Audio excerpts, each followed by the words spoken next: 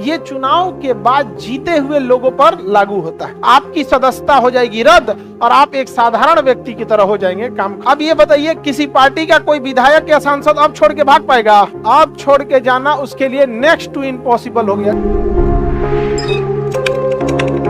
क्या चीज? आप दल नहीं बदल सकते हैं चुनाव से पहले, चुनाव जीतने के बाद। इसी पर रोक लगाने के लिए एंटी डिफेक्शन लॉ लाया गया, दल बदल कानून, एंटी डिफेक्शन लॉ।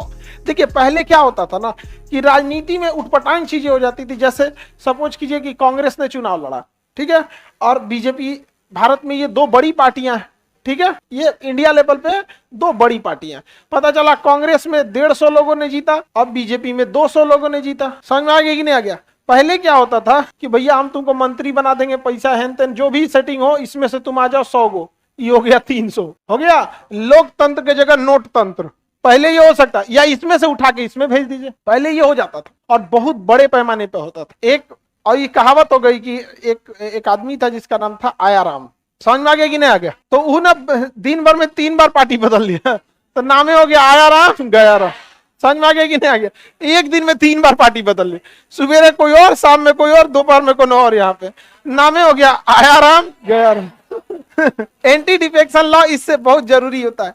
ये एंटी डिफेक्शन लॉ यानी दल बदल का कानून, ये चुनाव हारने या चुनाव से पहले लागू नहीं होता है।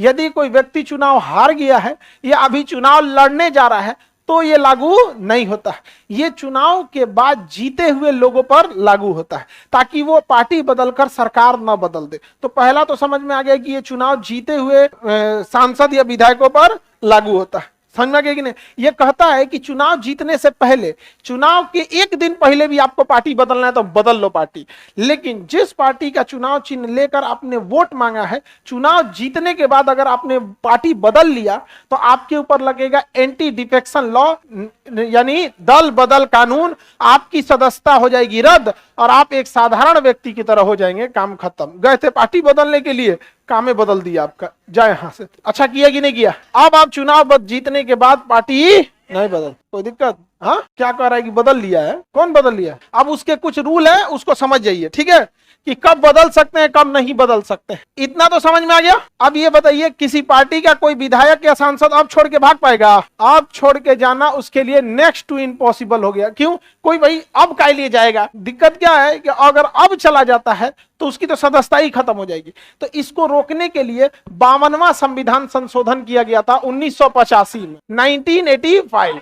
उस समय के पीएम थे राजीव गांधी। कौन थे? राजीव गांधी। राजीव गांधी साहबानो केस, बफोर्स तोप, 2G और 1985 में 90, ये 3-4 केस इनके समय ऐसा हुआ ना कि पूरा बदनामी होकर रह गया। एक स्विस बैंक में एक अकाउंट पाया गया था जिसका नाम था लोटस, उसका कोड नाम था क्या? लोटस। लोटस मतलब कमल, राजीव मतलब कमल। राजीव मतलब ही क्या हो जाता है? कमल। मीडिया ने उछाल दिया कि भाई इन्हीं का है। साहबानो केस हो गया था, एक तो मतलब तलाक का मामला हुआ था, सुप्रीम कोर्ट ने आदेश दिया, इन्होंने संसद से पलट दिया, बड़ा छीछा लेदर हुआ था उस समय।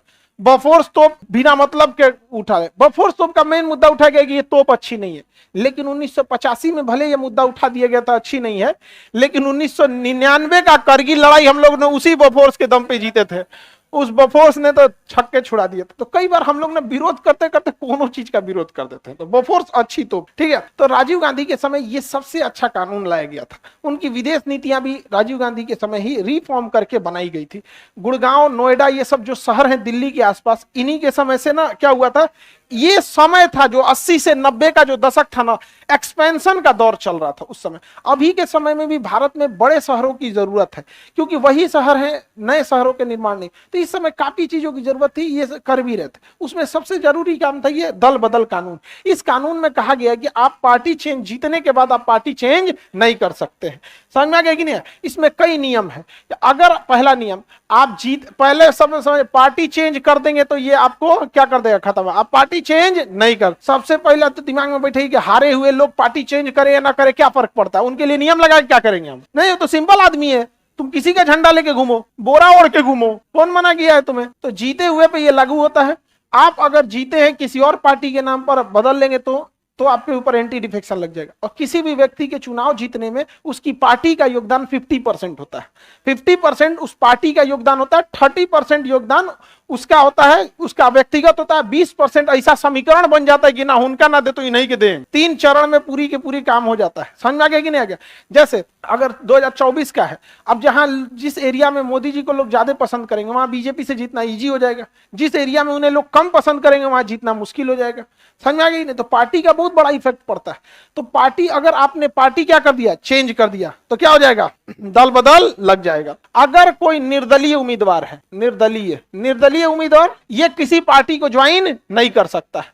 अगर यह निर्दलीय उम्मीदवार कोई पार्टी को ज्वाइन कर लिया तो भी इस पे दल बदल का लग जाएगा, इसे बाहर कर दिया जाएगा। जैसे कई बार हम लोग किसी को चुनाव में कोई कहता है कि भैया हमको कांग्रेस का टिकट दे दो, कांग्रेस उसको कहेगा नहीं तुमसे अच्छा उम्मीदवार है मेरे पास, वो कहेगा नहीं दोगे, हम बीजेपी से ले लेते हैं। बीजेपी वाला भी नहीं देगा, कहेगा आम आदमी से ले लेते हैं, वो भी नहीं दिया, कहीं से लिया, कहा कि ऐसा हमको गया है, इस भरी दुनिया में कोई भी हमारा ना हुआ।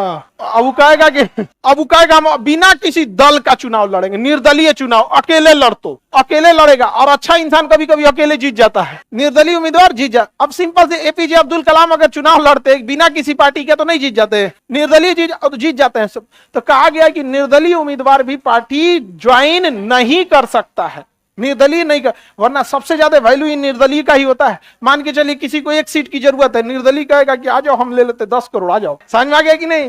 ये समझिए, ये सब सब्जी में मसाला है सभी सब। तो निर्दलीय उम्मीदवार भी अगर आ गया तो क्या हो जाएगा? एंटी डिफेक्शन लॉ लागू हो जाएगा, खत्म हो जाएगी। इसका मतलब अब जिनको वोट दिया जाएगा, जिनके पास बहुमत आएगी वही सरकार बना सकते हैं, क्योंकि आप दूसरे से पार्टी नहीं चेंज करा सकते हैं, निर्दलीय को मिला नहीं सकते हैं। खत्म कहानी कर दिया कि नहीं कर?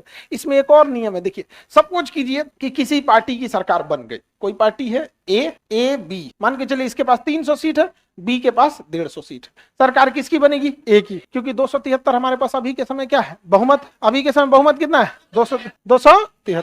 आगे बढ़े, 273 अभी के समय बहुमत। सरकार तो इनकी बन गई, क्योंकि ये दो कानून सरकार बनाने से नहीं रोकने देगा। इतना कड़ा कानून है कि रोक ही नहीं पाएगा, अभी ये ही बना पाएगा। और अगर ये कानून नहीं रहता तो ये खरीद लेता 200 को, में से आ जाओ 150 को खरीदता तो सीधे बाजी पार्टी ये पलट जाता है, सीधे पलट जाता कि नहीं? अच्छा, ये खरीद के विपक्ष गायब कर देता, कहता है 150 का 150 तुम मेरे में आ जाओ, विपक्ष खाली हो गया, यहाँ पूरा वीराना है यहाँ पे, जो डेली 4 को विधेयक पास हो रहा है यहाँ पे। नहीं, लोकतंत्र को राजतंत्र में बदल देगा, कहेगा आज का विधेयक आता है पूर्ण बहुमत से पास होगा, भारत अब राजतंत्र रहेगा। ले, तो विपक्ष का रहना जरूरी है। किसी अच्छे लोकतंत्र में मजबूत विपक्ष का रहना बहुत ज्यादा जरूरी है। समझ में आ गया कि नहीं? और अगर सरकार आपके पसंद है कि हमारे यहाँ राजनीति का क्या कीजिएगा, सबका अपना अपना एक वो है, उसको कोई मतलब नहीं है। भारत में हर इंसान अपना एक ब्रांड चिपकाया हुआ है। सपोज कि अगर किसी को कांग्रेस पसंद, किसी को बीजेपी पसंद, जिसको कांग्रेस पसंद है ना उसको कोई मतलब नहीं बनता है कांग्रेस क्या कर रही है क्या नहीं कर रही है, उसी को वोट डालेगा। जो बीजेपी को पसंद करता है उसी को डालेगा, कोई फर्क नहीं पड़ता है क्या कर रहा है। रीजन क्या है ना कि लॉजिक कब लगाइएगा? जब आपके अंदर एजुकेशन आएगा, वो भी स्टैंडर्ड का। भारत में 80% लोग के पास डिग्री है, स्टैंडर्ड का एजुकेशन नहीं है। बात करने के लिए बोल दीजिएगा, बहुते बोलेगा, उसको कह दे अच्छा ठीक है ले